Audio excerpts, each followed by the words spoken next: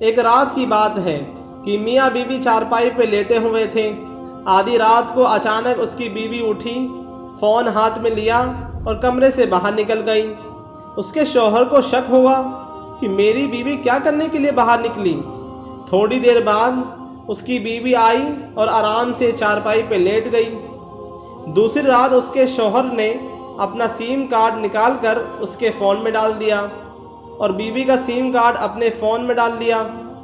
جب آدھی رات ہو گئی تو اس کی بیوی پھر اٹھی، موبائل ہاتھ میں لیا اور کمرے سے باہر نکل گئی۔ شوہر کو اور شک ہو گیا۔ اس کے دماغ میں بیوی کے بارے میں برے برے خیال اور سوچ پیدا ہونے لگے، لیکن وہ انتظار کر رہا تھا کہ اب کوئی تو اس کے نمبر پہ کال کرے گا، لیکن کسی کا بھی کال یا میسج نہیں آیا۔ اس کی بیوی واپس آئی اور آرام سے لیٹ گئی۔ اس کے شوہر نے سوچا کہ اس کا موبائل چیک کرتا ہوں، لیکن جب اس کا موبائل چیک کیا تو اس میں نہ ہی کسی کا کال آیا اور گیا اور نہ ہی کوئی میسج تھا۔ تو اس کا شوہر اور زیادہ شک میں پڑ گیا اور سوچنے لگا کہ شاید نمبر ڈیلیٹ کر دیا ہوگا۔ تیسری رات پھر ویسا ہی ہوا۔ بیوی کمرے سے باہر نکلی۔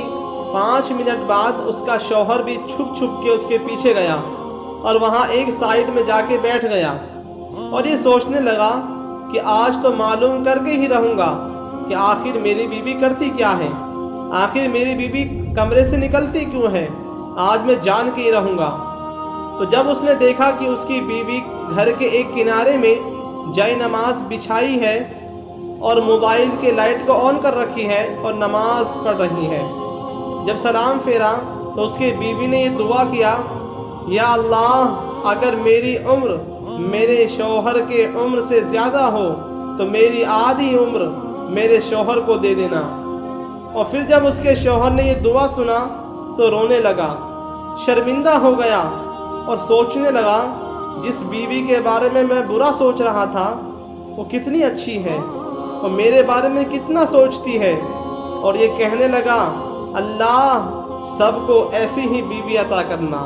اس کہانی سے پتہ چلتا ہے کہ شک کرنے سے پہلے تحقیق ضرور کرو، کیونکہ شک کرنا یقین کرنے سے زیادہ آسان ہے، یقین کرنے کے بعد شک کرنا، شک کرنے کے بعد یقین کرنے سے زیادہ مشکل ہے۔